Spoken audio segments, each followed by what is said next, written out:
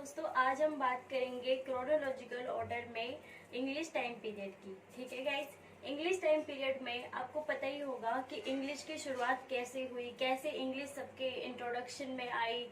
तो इन सब को जानने के लिए आपको मेरी वीडियो को देखना होगा ताकि आपको समझ में आए कि अकॉर्डिंग टू पीरियड वाइज आज मैं आपको पीरियड वाइज पढ़ाऊंगी, डेट टू डेट, ताकि किसी भी बच्चे को चाहे वो कोई सा भी एग्जाम अटेम्प्ट करे, नेट, सेट, टीजीटी, पीजीटी, उन सब में हेल्पफुल रहे।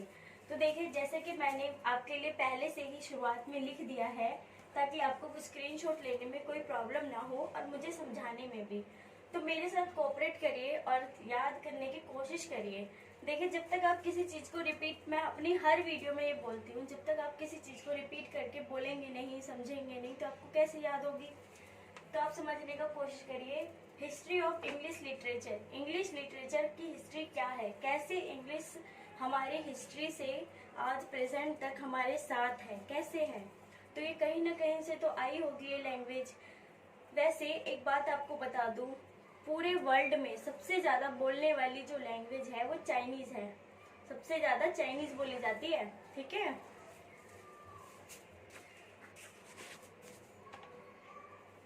सबसे ज्यादा चाइनीज बोली जाती है। क्यों? क्योंकि चाइनीज सबसे ज्यादा चलती आ रही है और ये हमारा कल्चर ही है जो हम हर लैंग्वेज को एक्सेप्ट कर लेते हैं। इंग्लिश एक ऐसा लैंग्वेज है जो पूरे वर्ल्ड में, पूरे नेशनल वर्ल्ड में आपको मिलेगा। क्यों? क्योंकि ये एक अंग्रेजों ने या मान लीजिए हमारे पिछले समझदार व्यक्तियों ने ये सोचा कि कोई ना कोई लैंग्वेज ऐसी होनी चाहिए जो कॉमन होना चाहिए सबके साथ। तो इंग्लिश को उन्होंने कॉमन लिया। आप किसी भी देश में चले जाइए, किसी भी जगह पे चले जाइए, किसी भी टाउन में, किसी भी सिटी में, किसी भी कंट्री में चले जाइए, किसी भी जगह पे चले जाइए, किसी भी आइलैंड पे चले जाइए, आपको वहाँ पे अगर आप इंग्लिश बोलते हैं तो आपको जरूर वहाँ पे कोऑपरेशन मिलेगा। ठीक है गाइस, तो आज हम ज्यादा टाइम न वेस्ट करते हुए टॉपिक की तरफ चलते हैं। हमारा टॉपिक है क्लासिकल पीरियड। क्लासिकल पीरियड आपका शुरू हुआ था 1200 BCE से 800 BCE तक। तो आपको ये तो पता ही होगा, BCE का मतलब होता है बिफोर क्रिस्टी, यानी हमारे वो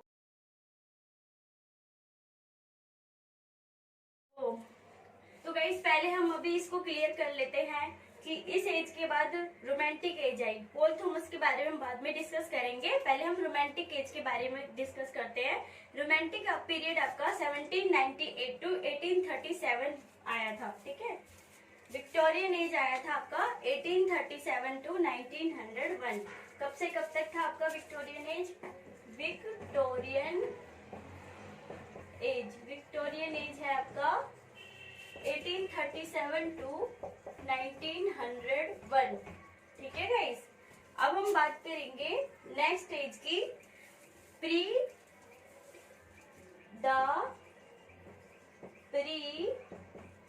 रेफ्लेटिक्स। ठीक है, रेफ्लेटिक्स, रेफ्लेटिक्स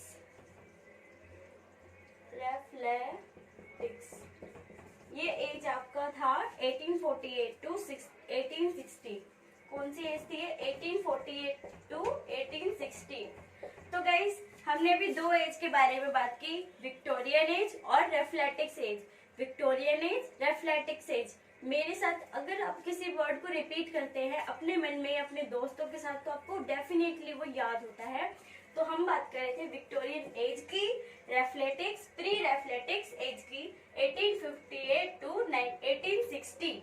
ठीक है गाइस, अब हम बात करेंगे एस्थेटिसिज्म और डिकेडेंस।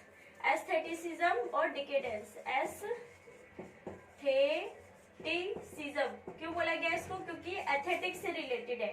ठीक है, और डिकेडिज्म, ये आपकी जो एज है ये थी आपकी 1880 टू 1901। ठीक है, 1880 to 1901। Aestheticism and decadence 1880 to 1901। ठीक है, देखिए बच्चे, आप पढ़ेंगे नहीं तो बढ़ेंगे कैसे, और हमारी जो पढ़ाई है वो हंसते हंसते कट जाए रास्ते, यही मेरा स्लोगन है, यही मेरा मोटिव है। ठीक है गाइस, नेक्स्ट हम टॉपिक पे जाते हैं मॉडर्न पीरियड की। मॉडर्न पीरियड तो आपको पता ही है, मैं 19th सेंचुरी की बात कर रही हूँ। मॉडर्न पीरियड 19th सेंचुरी से रिलेटेड है। मॉडर्न पीरियड किससे रिलेटेड है? 19th सेंचुरी से, ठीक है।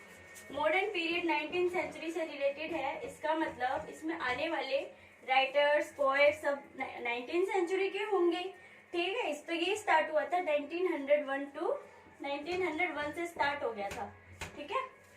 और 1939 यहाँ तक की हम बात करेंगे कि यहाँ तक कौन कौन से राइटर, फेमस राइटर आए, ठीक है। मैं तब तक इसको रफ कर लेती हूँ, आप जब तक इसको नोट करिए, स्क्रीनशॉट लीजिए, और खास तौर पे अपने पहले की वीडियोस की भी स्क्रीनशॉट ले ही लिया होगा, आई थॉट। ओके गाइस,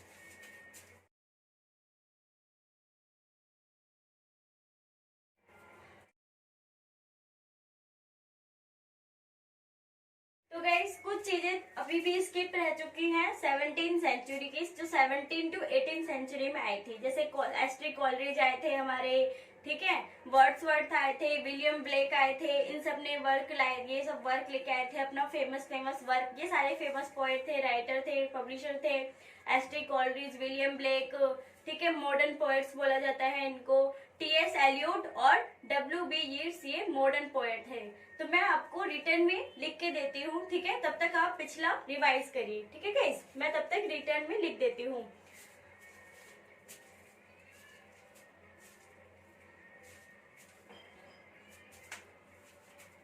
तो गाइस देखिए 1798 में कौन आए आपके?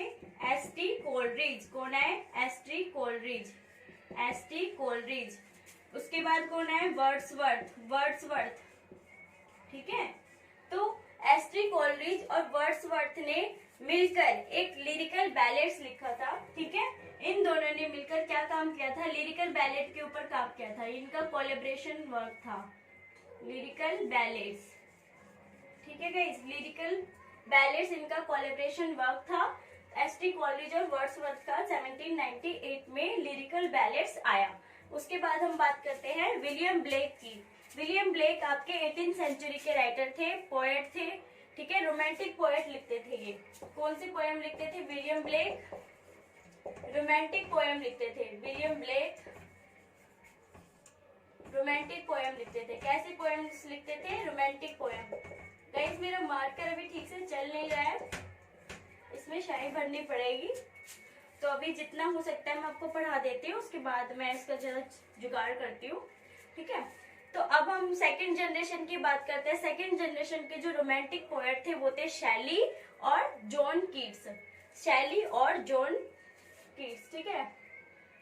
सेकंड जनरेशन के रोमांटिक पोएट्स कौन थे? बोलो गाइस, बताओ। अभी मैंने आपको बताया जॉन कीट्स, बोलो मेरे प्यारे प्यारे दोस्तों,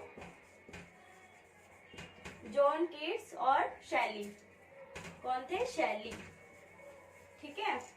ये तो हो गई सेकंड जनरेशन की बात, ठीक है। अब कुबला खान जैसा वर्क आया, ठीक है। कब आया कुबला खान जैसा वर्क? किसने दिया था? क्रिस्टोबल ने दिया था 1802 में। कुबला खान एक बहुत ही फेमस वर्क है। कुबला खान बहुत ही फेमस वर्क है, जिसको दिया था किसने? बोलो गाइस, किसने दिया था? कुबला खान, क्रिस्टोबल ने। कब दिया था? 1802 में। कुबला खान कब आया? 1802 में। किसने दिया था ये? क्रिस्टोबल ने दिया था, क्रिस्टोबल, ठीक है। क्रिस्टोबल ने दिया था कुबला खान। 1880 में आया क्रिस्टीना रोसेटी। क्रिस्टीना रोसेटी एक राइटर का नाम है, ये एक लेडीज है, फीमेल राइटर है। क्रिस्टीना रोसेटी पोएम दी थी इन्होंने, गॉबलिन मार्केट नाम की, ठीक है।